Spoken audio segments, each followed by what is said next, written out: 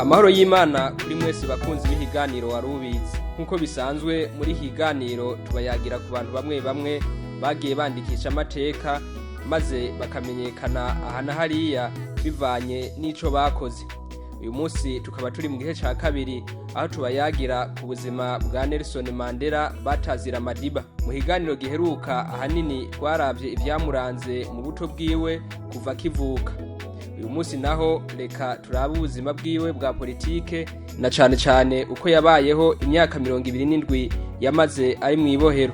Reka ndabaha ikaze nongera kandi ndabasaba ko mwofyonda kuri subscribe kugira ngo mube mu bambere kuronka ibiganiro vyacu. Muce mwongera kandi mufyonde kuri aho gakengeri kazi ruhande mutibagiye kubisangiza abandi.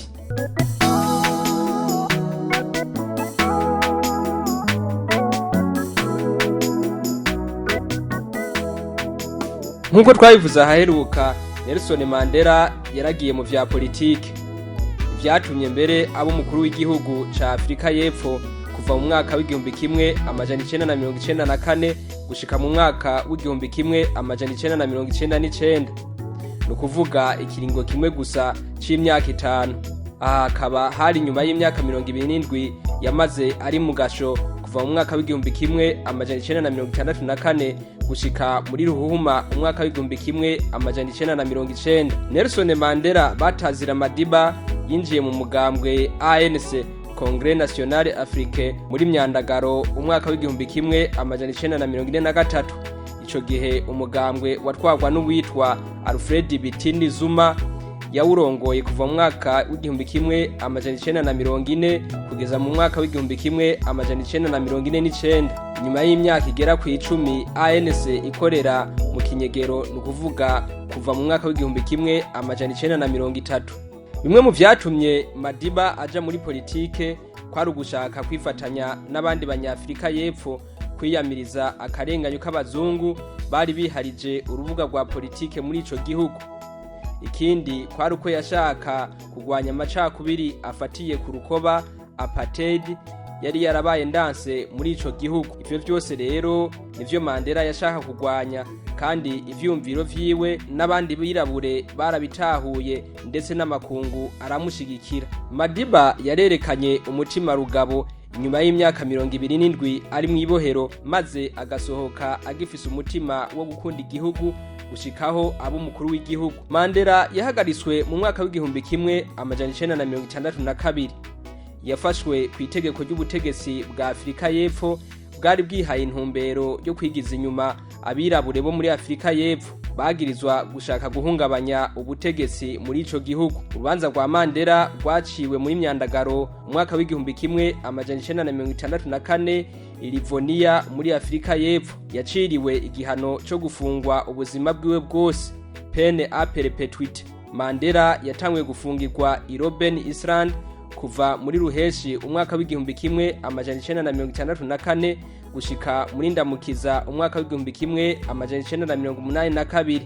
Aha akaba yari kumwe n'abandi bafungwa batandatu, harimo na bamwe mu bari barongoye umugambwe ANC, harimo kandi na wa mugenzi wiwe twavuga mu higaniro giheruka Sisulu Walter, Ahmad Kathrada cyo kimwe na Govan Mbeki. Bose bakaba bari baciriwe umunyororo wo guherayo. Ashise mu ibohero yahasanze abandi bafungwa bagera kuri 30 nabo nyene bari bafungiwe vya politike. Leta ikaba yari yahisemwo kubegeraniriza hamwe, ariko Mandela we vyaramunezereje kuko yabona ko bigiye kumworohera kuyaga ivya politike n'abandi. Ubona ko bari begeranirijwe hamwe. Abo bakaba bakomoka mu migambwe nka ANC, PASE, Marxiste n'ahandi. Ikiboneka co nuko iryo bohero ryasa nk'iryaciye rihinduka urubuga rwa politike. Muri iryo bohero ubuzima ntibwari bworoshe na gato. Abafungwa bavyuka isaha 11:30 z'igitondo bagaca boga umwe indobo y'amazi akanye, bagaheza bakaja kumena amabuye y'urucekeri. Hageze isaha 6 bakaruhuka gato. Muri ayo masaha barabaha uto kurya tw'intica ntikize, ariko ntivyahereraho kuko isaha 10 baca basubira kumena amabuye.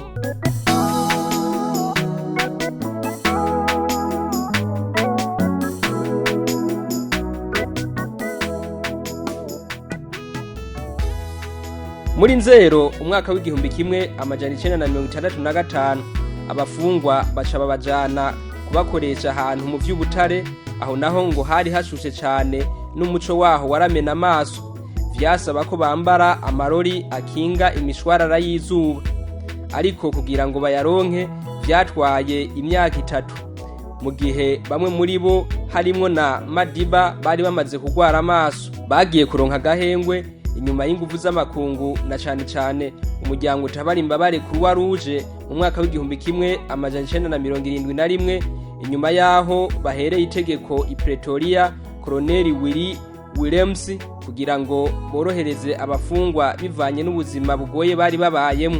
Mu vyababaza Madiba ari mu gaco kwari ukubona yaratandukanye n'umuryango, cane umuhungu we w'imfura Tembi. Mandela yinjiye ibohero Tembi afise imyaka 16. Vyagiye kunyuka inyuma yaho Nelson Mandela yumviye ko Tembi yitavye Imana ahitanywe n'isanganya ry'imodoka mu mwaka w'igihumbi kimwe amajana 1969, ariko nkuko bayamaze ngo amusozi y'umugabo atemba aja munda. Madiba nta kindi yakoze, yandikiye ikete umufasha wiwe Eveline amuhoza nubwo na nyene yari afise intuntu n'umubabaro. Mu mwaka w'igihumbi kimwe amajana 1985 Mandela bamukuye aho yari afungiwe bamutwara kumufungira aha wenyene. Intumbero nyamukuru kwari ugushaka ko haba ibiganiro hagati yawe na leta kugira ngo yemere kuva mu mugambwe ANC. Umushikiranganje w'ubutungane ari kumwe n'abandi bategetsi bakomeye mu gisata c'iperereza yaciye atangura kugiranira ibiganiro na Mandela. Umunsi umwe mwijoro Madiba yambitswe ikoti maze bamujana imuhira ku mushikiranganje w'ubutungane. Catumye ngo bamwambiye ikoti ngo kwari ugushaka kwicisha bugufi k'umushikiranganje, maze Mandela yiyumve neza ndetse abone ko afise icubahiro kugira ngo ikiganiro corohe. Ico gihe ashitse bamwakiriye neza, bari bateguye imfungurwa, icayi n'ibindi, maze baratera inkuru ikiyago kiba umunoni. Warasanzwe yunganira Mandela avoka yavuze ko mu vyo bayaze kwari ugushaka ko Nelson Mandela ava mu mugambwe ANC. Uwo mushikiranganje yabwiye Mandela ati, Bwana Mandela, burya naho woba utakiri mu mugambwe ANC ubuzima bwobandanya, ati niyo mpamvu ivya ANC wobiheba maze natwe tukagutezurira. Ivyo biganiro vyasa nk'ivyo mwibanga Mandela yariko agiriranira n'abatwara, vyatumye abandi bantu bari bafunganywe bo mu mugambwe ANC batavyakira neza. Mu minsi itari mike igera nko ku mwaka, Madiba yagumye abonana n'umushikiranganje w'ubutungane, maze arateba aremeza leta ko nawe ari umuntu w'icitegererezo mu gihugu ategerezwa gusonerwa. Inyuma yaho Nelson Mandela ntiyavyigumijemwo, yaciye aja kubibwira bagenzi bo mu mugambwe ANC bari bafunzwe, ariko bavyakiriye nabi kuko vyasa nk'uko Mandela yabikoze mu kinyegero.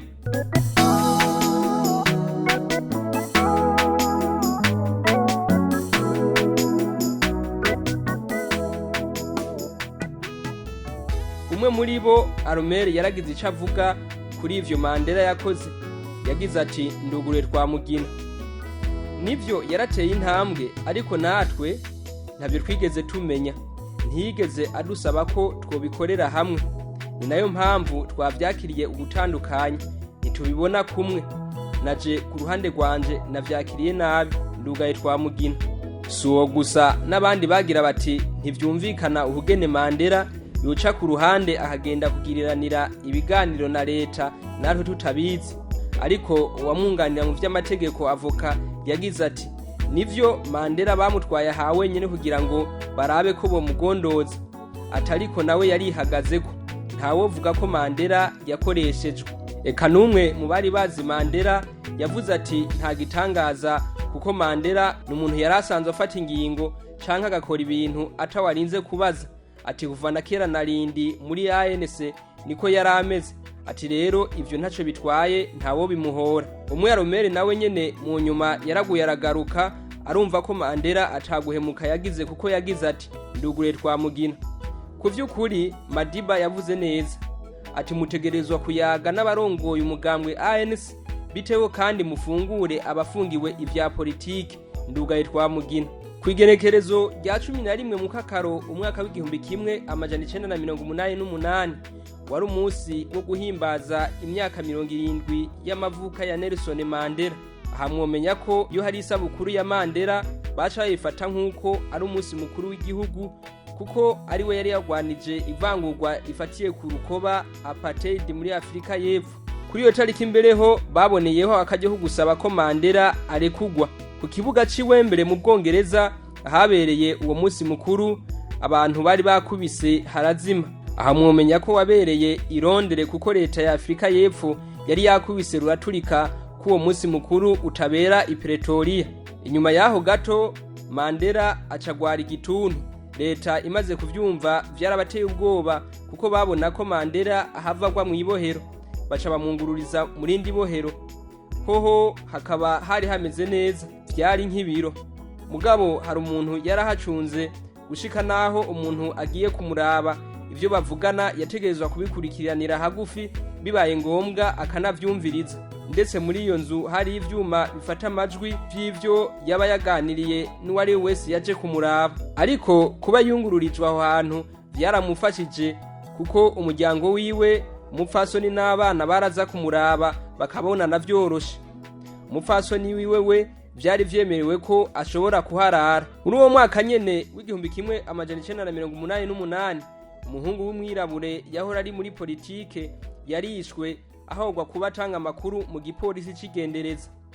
Ico gihe abantu benshi baca bavuga ko mu bamurashe harimwo uwagendanira Winnie Mandela, umutambukanyi wa Nelson Mandela. Baca baramufata. Ivyo uwo mupfasoni yahakanye akavuga ko yari rementanye.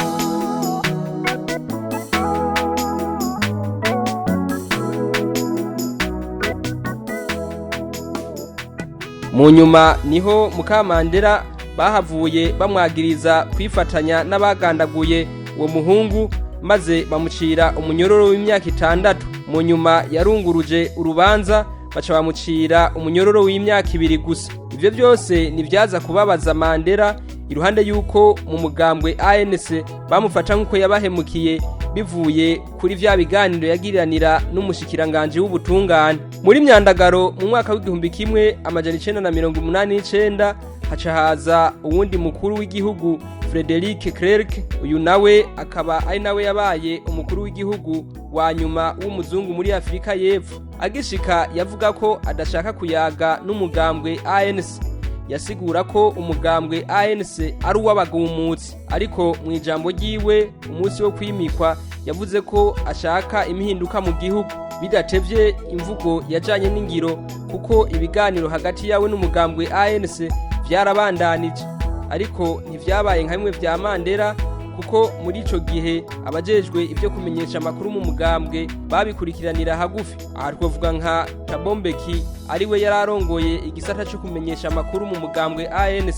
Ariko ku rubuga abirabure baguma biyegeranya kugira ngo barabe ko hari ico bocikako.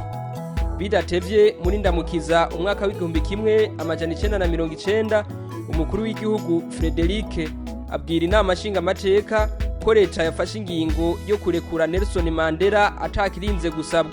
Madiba asohoka ibohero kwa 22 Ruhuhuma mu mwaka w'igihumbi kimwe amajana 1990 isaha 9 z'umuhingamo. Ico gihe Mandela yari afise imyaka 71 inyuma y'imisi yababa 10,000 ari mu ibohero. Inyuma yaho acafata mu minwe ibikorwa vy'umugambwe ANC. Niho rero yaheza atahukana intsinzi mu matora yabaye kwa 27 Ndamukiza, gutyo ababaye mukuru w'igihugu wa mbere w'umwirabure mu gihugu ca Afrika y'Epfo. Inyuma y'imyaka 5 ari ku butegetsi, ku myaka 80 y'amavuka aca arashikiriza ubutegetsi abuha mugenzi we Thabo Mbeki. Ababaye icitegererezo muri Afrika nk'uko Leopold Sedar Senghor yabikoze mu mwaka w'igihumbi kimwe amajana 1980.